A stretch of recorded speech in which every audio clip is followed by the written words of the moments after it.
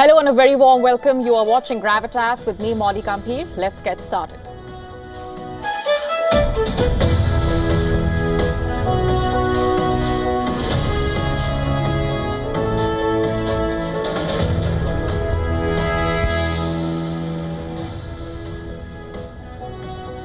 Our top focus tonight on Gravitas as China and Japan came close to confrontation in the skies over the Western Pacific. We are telling you all about where things stand right now, how they reached this point, and what the two sides are saying. Also, the implications of those tensions shooting up. Also on the show for you tonight, where are things headed between Thailand and Cambodia as those tensions escalate, telling you all that you need to know. Why is US President Donald Trump disappointed with Volodymyr Zelensky? Getting you the complete story, all this and more coming up.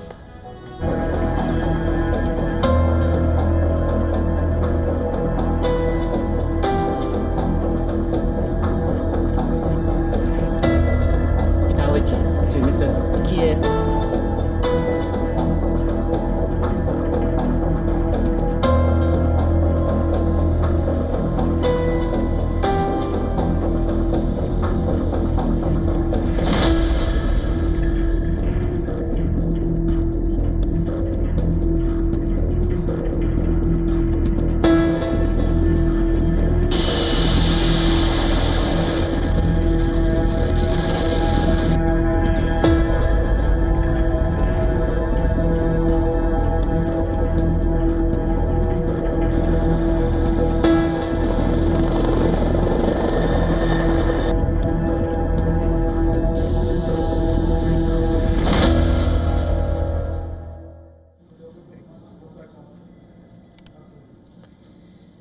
Two powerful militaries, China and Japan, came close to direct confrontation in the skies over the Western Pacific. Warplanes from both sides locked into a dangerous standoff. And the alarm bells are ringing across the region now.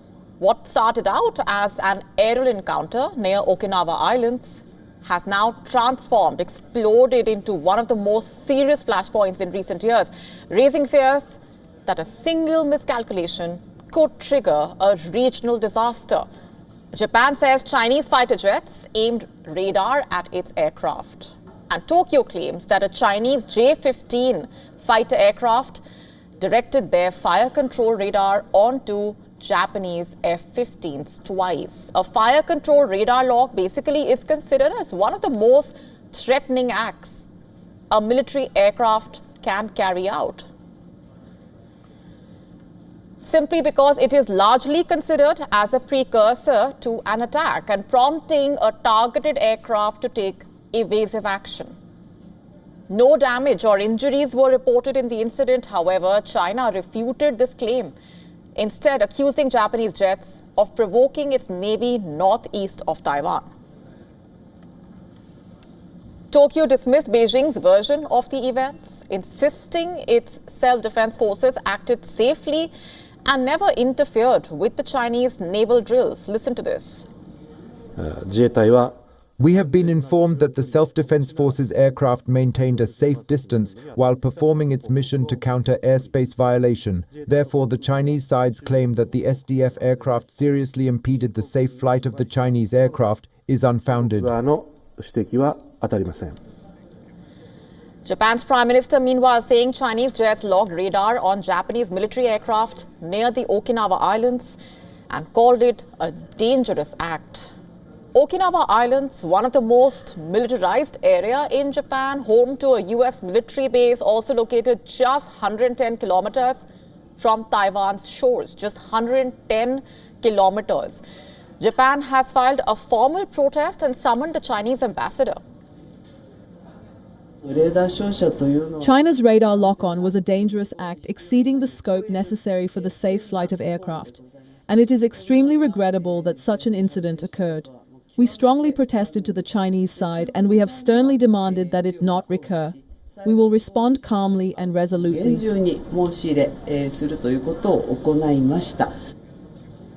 China has rejected the accusation and claims Japan repeatedly approached and disrupted the Chinese Navy during previously announced carrier-based training east of the Miyako Strait. A report by the Chinese state media, the Global Times, published 2 satellite images that show rapid and significant military construction reportedly on Japan's Magishima Island, supposedly. Now, this is a key strategic position in Japan's southwest region. The first image from May 2024 showing limited visible structures, while the second from September 2025 supposedly showing a clear airstrip taking shape with more support vessels positioned offshore. Magishima sits at the mouth of the Osumi Strait and controls a critical maritime passage. The island covers roughly 8.2 square kilometers. Analysts quoted by the Global Times claiming that the construction appears to include a 2,000-meter runway, ammunition depots, fuel storage facilities and a temporary pier for large warships. The Global Times article further cites a report from the Japanese Defense Ministry supposedly claiming that Japan plans to build 2 runways and related military support infrastructure and structures on the island. The base could reportedly support carrier-based aircraft and also serve as a vital logistics hub during wartime.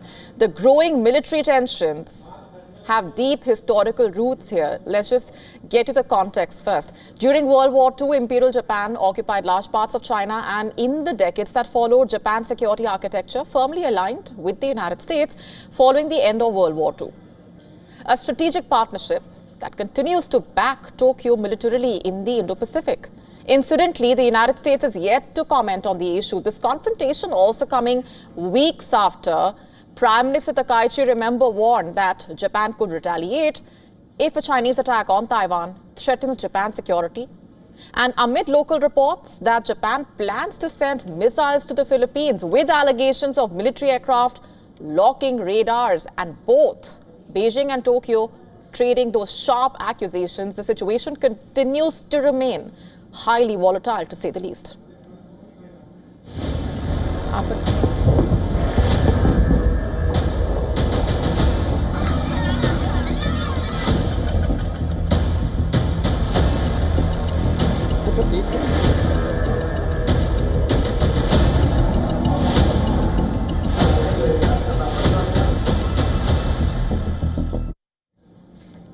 Fresh clashes erupted along the contested Thailand-Cambodia border, with both sides accusing the other of breaking the ceasefire and triggering a new wave of violence that has claimed 5 lives.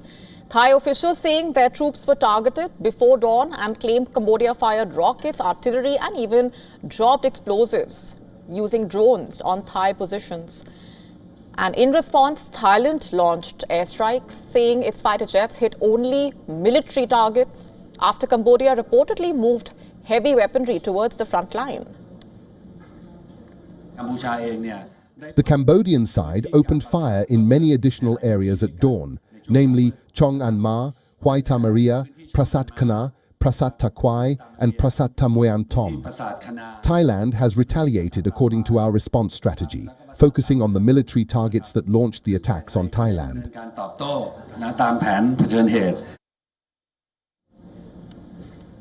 But Cambodia is telling a very different story. It says that the forces did not retaliate and were respecting the ceasefire, despite numerous provocative actions by Thailand. That's what they are saying. In fact, Cambodia accusing the Thai military of initiating attacks in multiple parts and saying the airstrikes have resulted in civilian casualties. The Defense Ministry of Cambodia strongly condemns the inhumane and brutal acts. These clearly show that the Thai side violated the ceasefire and the joint declaration between Cambodia and Thailand that was signed by the prime ministers from both Cambodia and Thailand on October 26, 2025, with the witness of U.S. President Donald Trump and Malaysian Prime Minister Anwar Ibrahim, who is the current ASEAN chair.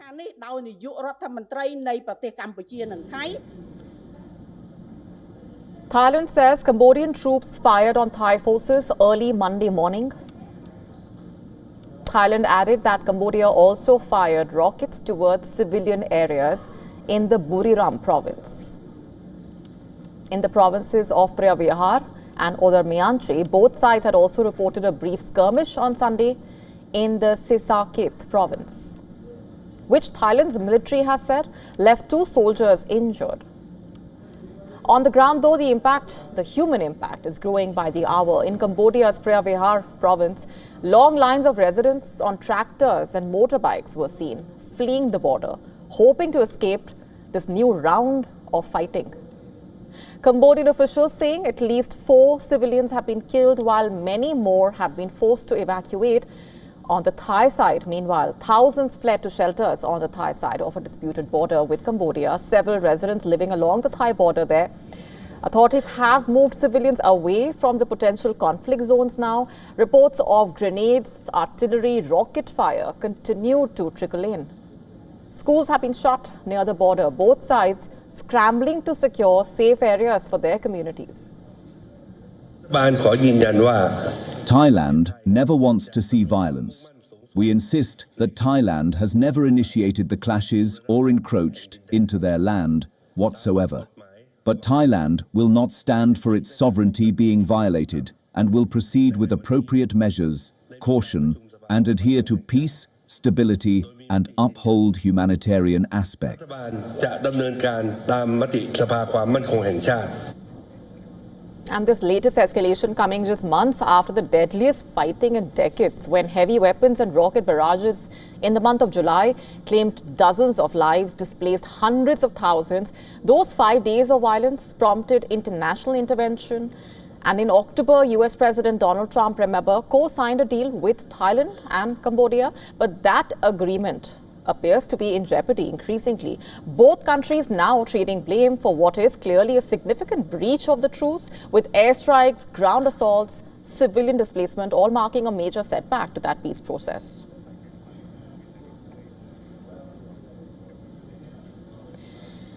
Let's now tell you about the latest leg of diplomacy over US efforts to end the Russia-Ukraine war. The Ukrainian president is meeting the heads of NATO and the European Union for peace talks in London. And the meeting comes after US President Donald Trump accused him of not reading the US proposal to end the war.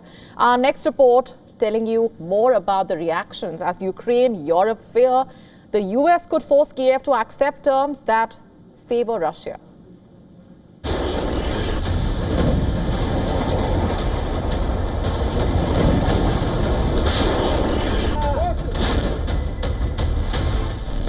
The battlefield is ablaze. Russia is aggressively pushing into Ukraine. It is employing a strategy of attrition and advancing in the east. Block by block, town by town, Russia is burning down Kyiv's access to the front lines. Russian forces are launching large-scale air attacks targeting Ukraine's energy facilities and critical infrastructure across multiple regions, causing blackouts and forcing nuclear plants to cut power. These images of 9-story apartment complex on fire in Sumy region say it all. Ukraine calls a result of Russian drone strike. But Moscow denies targeting civilians or civilian infrastructure.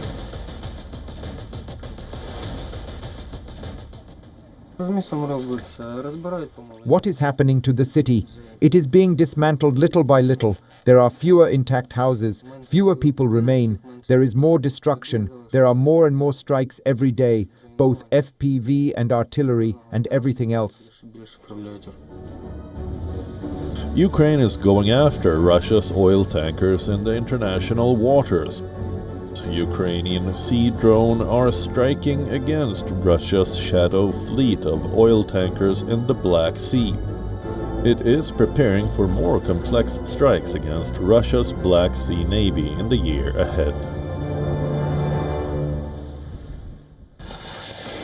As the fighting rages on, US President Donald Trump is pushing hard for peace. He has expressed his disappointment over Zelensky for not reading his plan to end the war.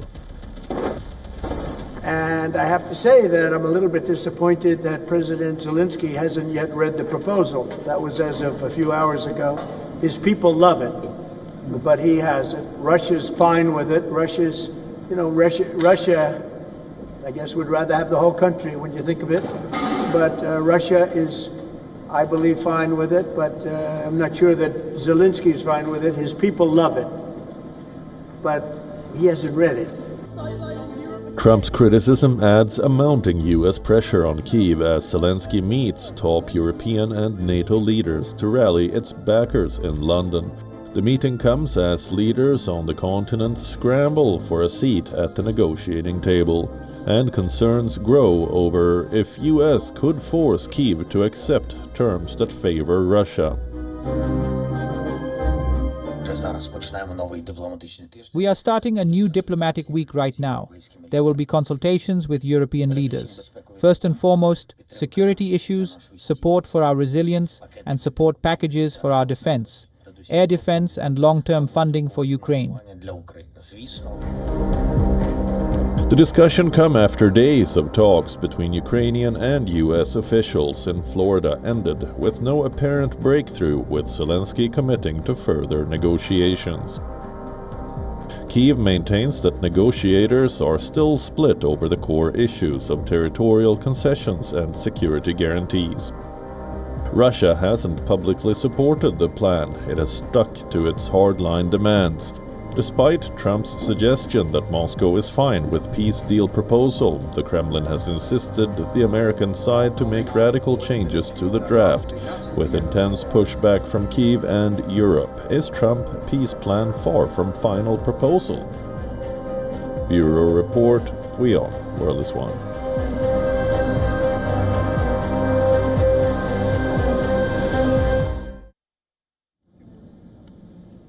A grin at the Kremlin and a chill in Brussels. Donald Trump's new national security plan has sent the NATO scrambling. As America, in a way, steps back from NATO, Europe is fearing that Putin is ready to step in.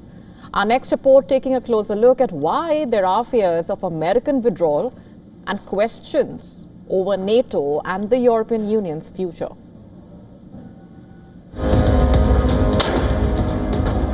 A storm of geopolitics knocks at the gates of Europe. On the chessboard of superpowers, new lines are being drawn. And somewhere, Vladimir Putin is smiling as Donald Trump rewrites the rules. President Trump's America First doctrine has culminated in a national security strategy that seemingly targets Europe, throwing the 70-year transatlantic partnership into chaos. The new US doctrine takes aim at Europe, calling it over-regulated, lacking in self-confidence, and facing civilizational erasure due to immigration. The reaction from Europe has been furious. What we cannot accept is this threat of interference in European politics. The United States cannot replace European citizens in choosing which parties are good and which are bad. The Federal Republic of Germany has so far been able to discuss all of these issues internally in a satisfactory manner, and we also see ourselves in the future capable of addressing and discussing this entirely on our own, and we do not need any outside advice on this.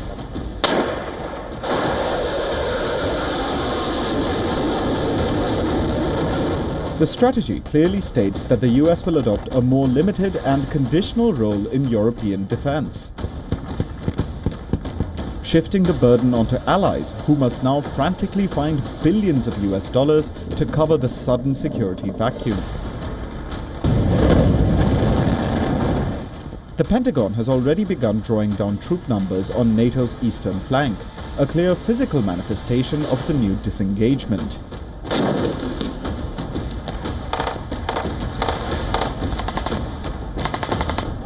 While Brussels is fretting, the Kremlin is smiling. It has fulsomely praised the US national security strategy, saying it corresponds to their vision. The new doctrine also asserts that the US should stop calling Russia a direct threat. European capitals erupt in alarm. For decades, NATO served as the linchpin of defense and deterrence. Now, with Washington's support receding, NATO members face a moment of reckoning. A weakened US presence could leave Europe exposed. Bureau Report, WION, World is One.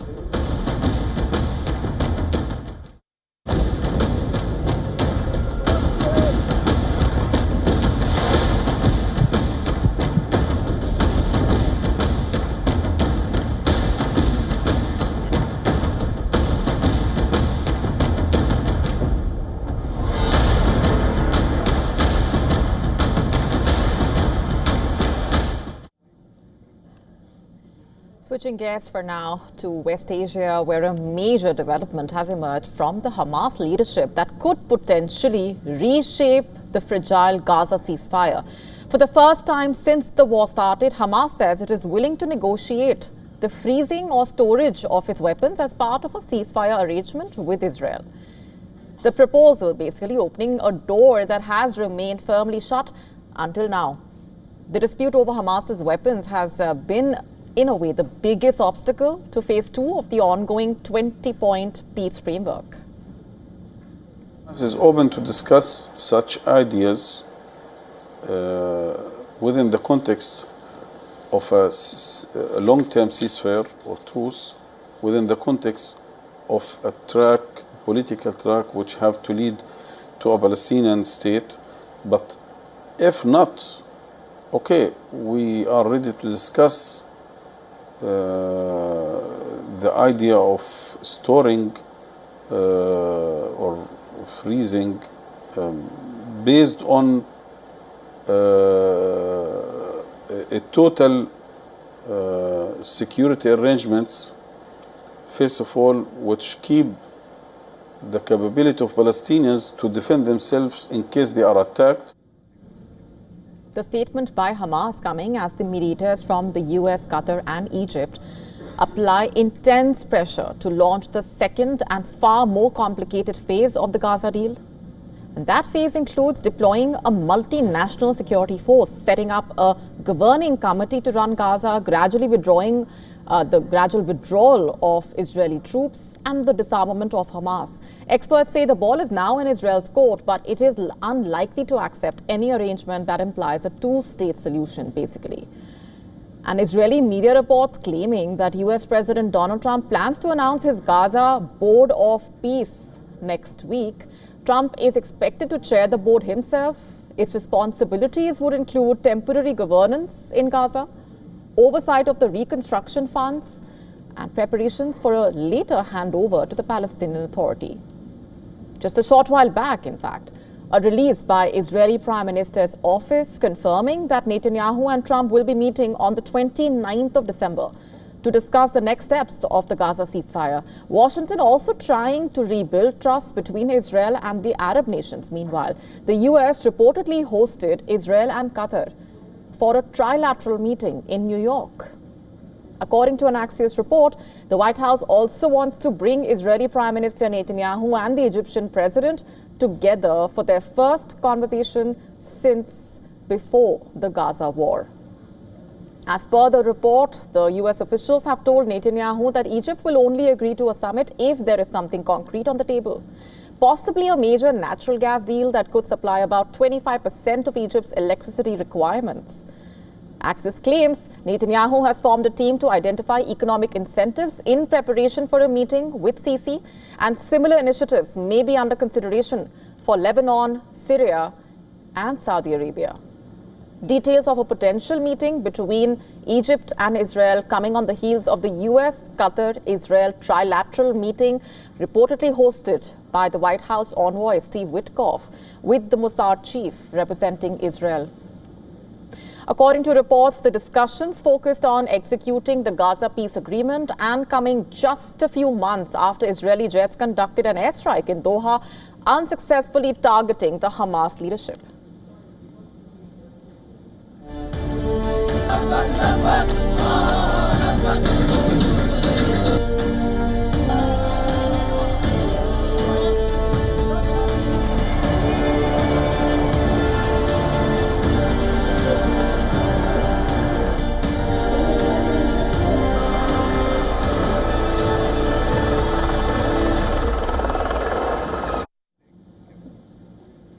Moving on for now, Syria marking 1 year of Bashar al-Assad's fall and the rise of the Ahmad al-Shara regime. Infighting, the Drew standoff, elections, Syria's tug of war with stability and turbulence continues.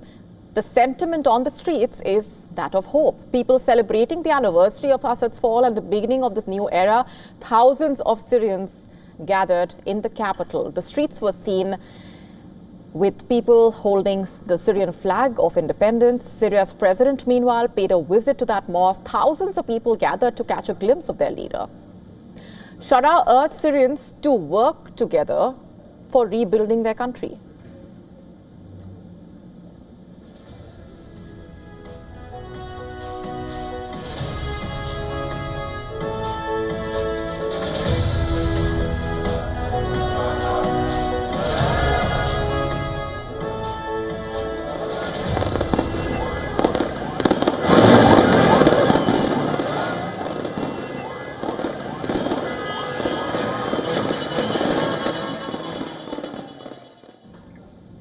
The moment marked significant symbolism. Al-Shara donned the same outfit that he wore a year ago when he first appeared before the Syrians as a leader of the rebel offensive that toppled the Assad regime. Years of the civil war forced millions of Syrians out of the country. More than 5 million people left the country between 2011 and 2025. Out of these, more than 7 lakh refugees have returned since the fall of the Assad regime. And people say it is the first time, but they are witnessing a parade, an army that loves them. Today is the most beautiful and special day for Syrians. I am very happy and I feel that I belong to my homeland. We cannot describe or measure the happiness that myself and everyone else here feels. We have no words to describe it because this is the first time we have seen a military parade by an army whom we love and loves us. Let's just take you back in time. This is how the Assad regime fell in just about 11 days. Hayat Tahrir al-Sham, remember, led forces began their offensive on the 27th of November 2024. The starting point was Idlib in northwestern Syria. In 3 days, rebels captured the city of Aleppo. On the 5th of December, the HTS forces captured the city of Hama, major city that stood between the rebels and the capital Damascus was Homs, which fell on the 6th of December. Carrying forward the swift offensive, the rebels reached the city of Dara on the 7th of December. Assad was now left with Damascus, and on the 8th of December, he abandoned the post and left the city, marking the fall of the 53 years of the Assad regime.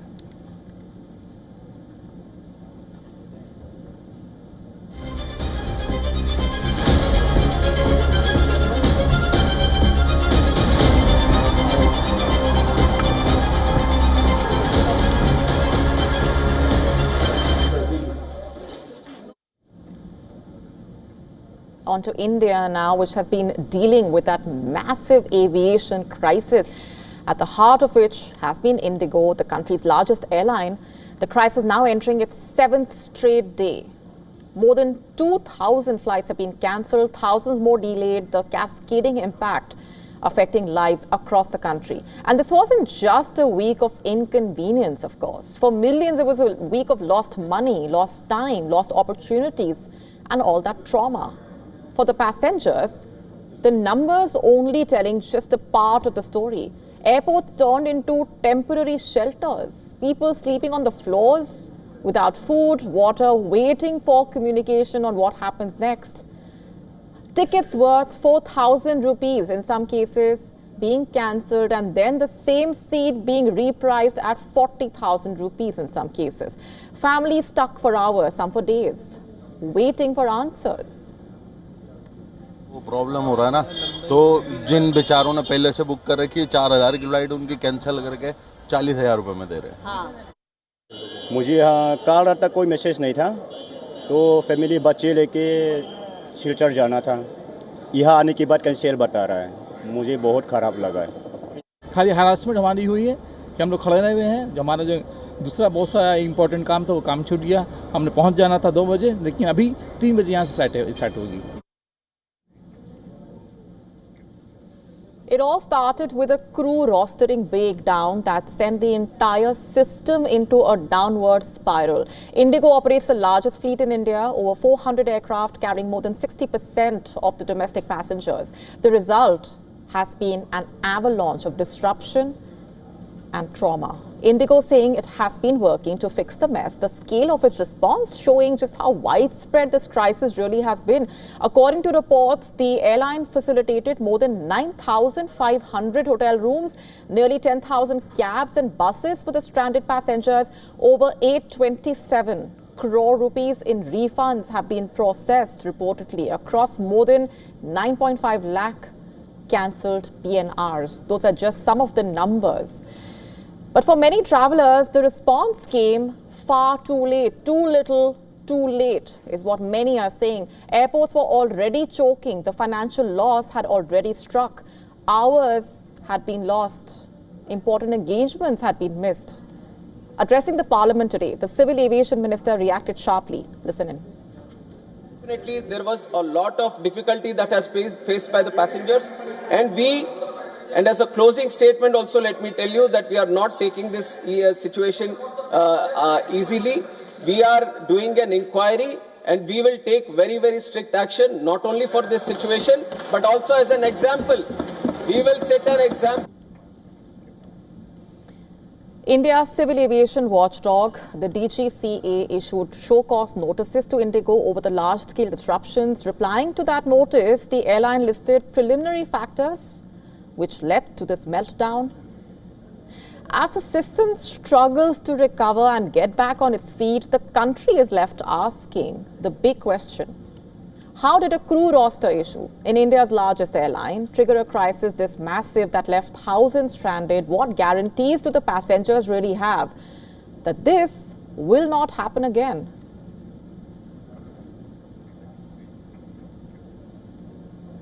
Before we go on, a quick look at what else is lined up for you on the show tonight. Getting you a complete roundup of the layoff fears in the United States and what things are looking like.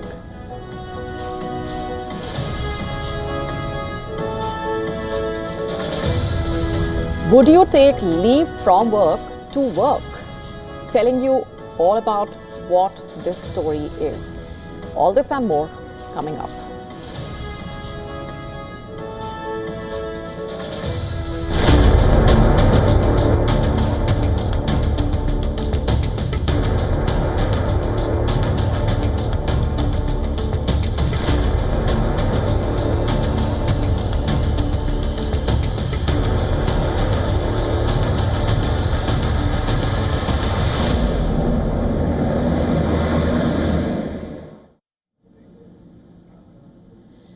Polymarket, a popular prediction platform, has reignited concerns about the US labor market, warning that layoffs could surpass the Great Recession levels.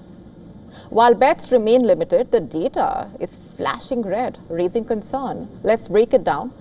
Challenger, Gray and Christmas reports US employers have announced 1.17 million job cuts so far this year, up 54% from the same period last year. 54%. Also the highest since 2020. November alone saw over 71,000 layoffs, where AI-driven restructuring has fueled over 54,000 layoffs this year. Tariffs also weighing on firms, triggering nearly 8,000 cuts year to date.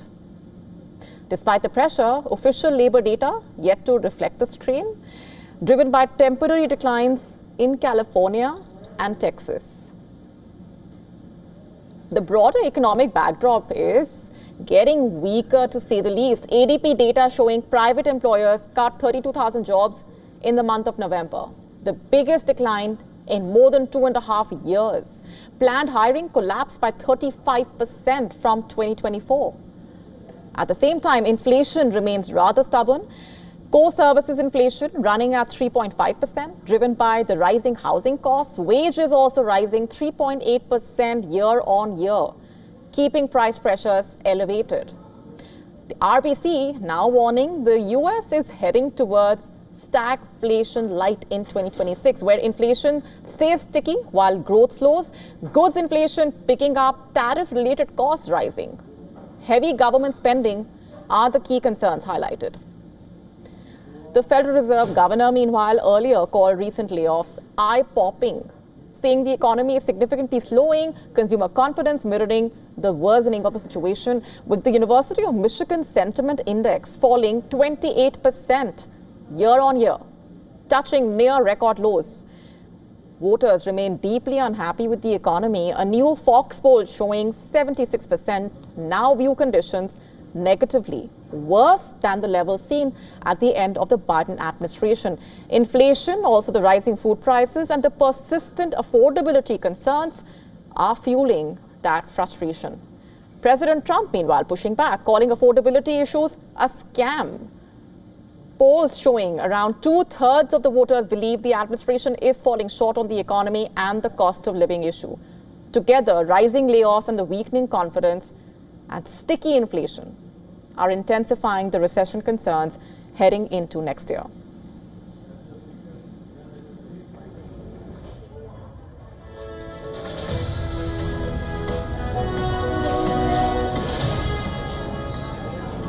On to China now. It staged an unprecedented maritime emergency drill in the shallow waters of Taiwan, complete with rescue ships, patrol vessels, drones.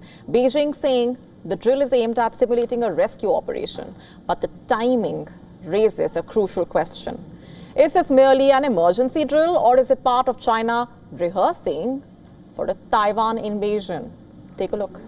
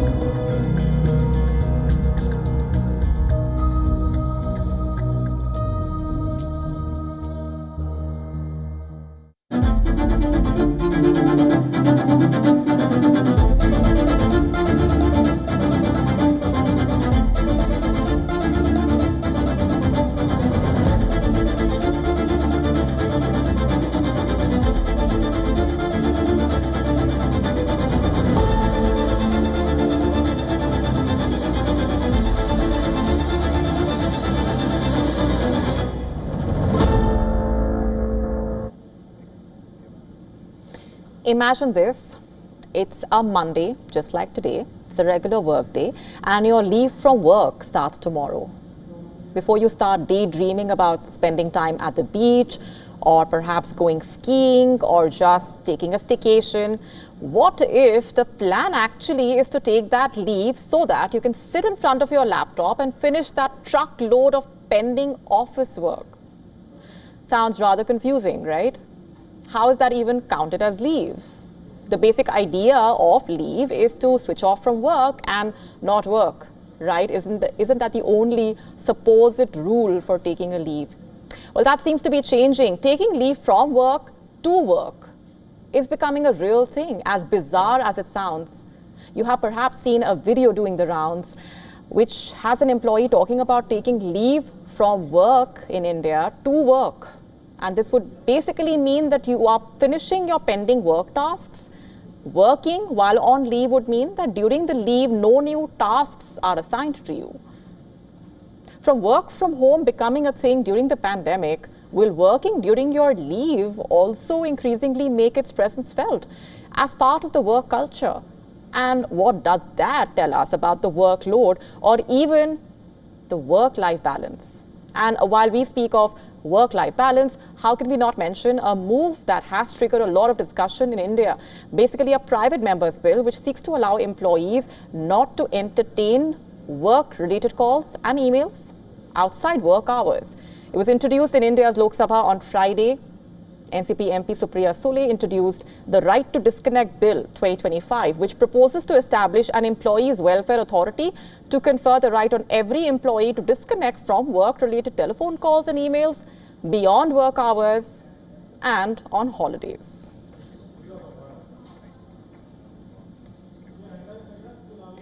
Shifting focus, a wave of shock, a ripple of outrage, a storm of memes and hashtags, and the world's teenagers are watching very closely. From Sydney to Sao Paulo, from Madrid to Mumbai, the global youth pulse is spiking as the countdown starts. Under 16-year-olds in Australia will soon be barred from the digital playground they call home. The social media ban hits hard and fast. Is it right or wrong? Is it too much or not? Our next report decoding this for you.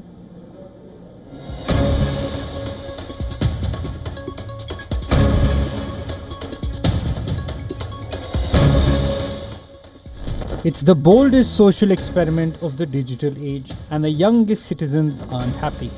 Australia has become the first major country to ban children under 16 from using social media.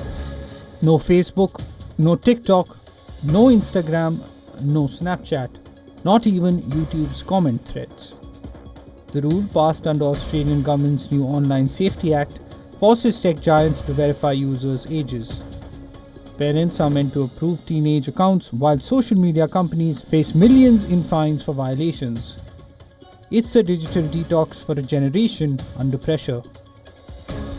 But the push has sparked a worldwide uproar. From classrooms in Melbourne to chat rooms in Manila, teens are calling it censorship in disguise. They argue social media is their stage for art, activism, and friendship.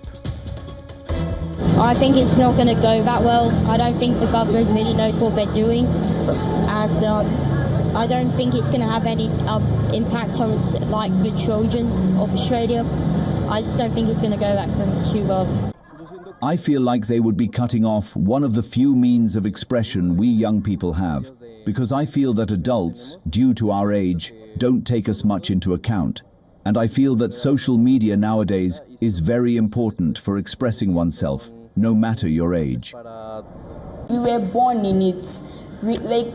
Since when they gave it to me, I've known social media. Anything social media, I've been aware of it. And I don't think it's something I want to stop. But I need to learn how to be time focused. I need to learn how to manage my time. I need to learn how to know everything. I need to learn how to balance my studies, my time for social media. And I think right now as a student, my time for study should be more than my time for browsing. I think complete ban is wrong. It should be partially banned because according to me, nothing is either black or white. Nothing is either very good or very bad. So I think there should be a partial ban. I can't really imagine giving it up completely and having my account deleted. So maybe a ban is a bit extreme, but it could definitely help to do a detox, to get away from it. I think they should limit it rather than ban it completely, because social media is also a good way to find out about lots of things, to stay informed and to learn. Psychologists support the health benefits. Digital rights activists denounce the overreach. But the affected Australian teenagers are quietly plotting a digital rebellion. They are planning sophisticated workarounds. Some are planning to use their parents' verified accounts. Others are deploying sophisticated VPNs, masking their locations and identities to bypass the ban. This Australian ban is being monitored by governments across Europe and North America, desperate to curb the negative effects of endless scrolling. If the Australian ban successfully reduces youth depression rates, expect a domino effect across the world. For now, Australia's teenagers are at the front line of a global argument over freedom, technology, and what growing up online really means. Bureau Report, WION World is One.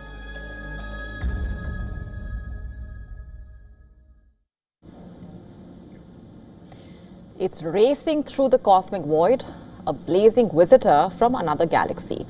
NASA says the comet is now closing in for its closest pass by our planet.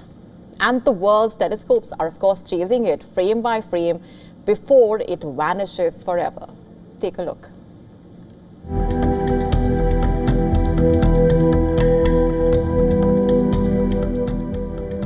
The anomaly is screaming its presence. Forget the ice and dust of a natural object. This interstellar visitor is breaking every single rule of celestial mechanics. It is moving with non-gravitational acceleration, a signature of deliberate, controlled thrust. Spotted in June, it is now streaking through space at nearly 130,000 miles per hour. On December 19th, Atlas will make its closest approach to Earth, around 170 million miles away. That's twice the distance between the Earth and the Sun, but for astronomers, that's close enough to watch history unfold. NASA's Hubble Space Telescope has captured breathtaking new images. The comet glows, its white nucleus blazing at the center, surrounded by a halo of gas and dust bursting into space. The background stars appear as stretched streaks, proof that Atlas is moving too fast for even Hubble's steady lens.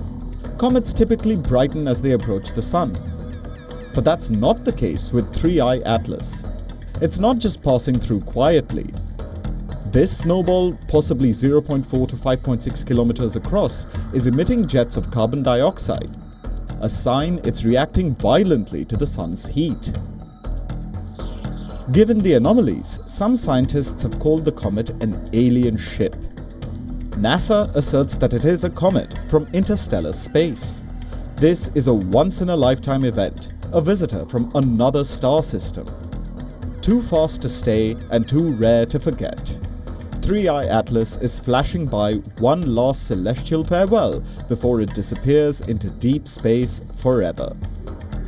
Bureau Report, WION, World is One.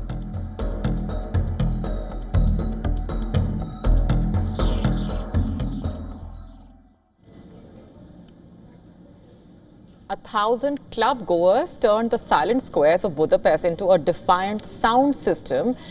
They threw down a dance for freedom outside the Hungarian parliament, protesting harsh police drug raids and the threat to nightlife culture.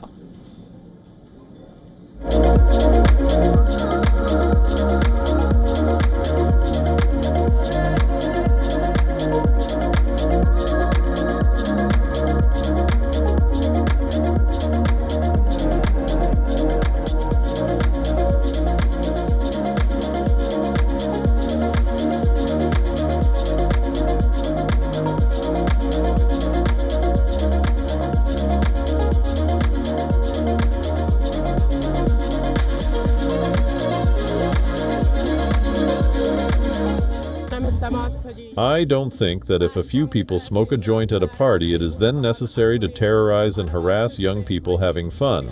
If I could send a message to the government, I would say that if they want to gain young voters, then this is not the way to do it, but by being nice to them and understanding. We should learn from the examples of Europe, how they dealt with this, what they came up with, and we should make professional decisions. I think we should raise our voice that this present solution is not a way that works.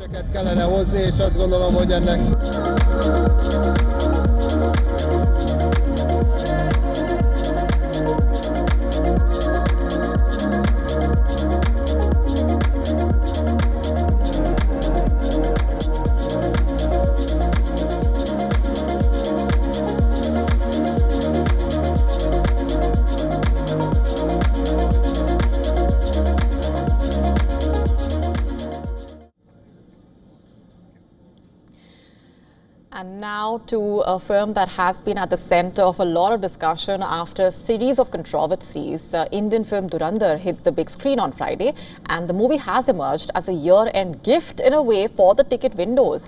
Helmed by Aditya Dhar, it has completed its first weekend at the box office and emerged as a big winner at the ticket windows. Starring Ranveer Singh in the lead role, the spy action thriller surpassed Bollywood film Sayyara with its opening day haul. It crossed the ₹100 crore mark at the domestic box office in its opening weekend. Interestingly, the only other Indian film to have done so in 2025 was Chhawa, which also starred Dhurandhar actor Akshay Khanna. Starring Vicky Kaushal in the lead role, the movie minted 119 crore rupees in its first 3 days. The historical film is an adaptation of the Marathi novel and is directed by Lakshman Utekar. While only 2 movies achieved this feat this year, many others, of course, held that record in the past years. The list including Shah Rukh Khan,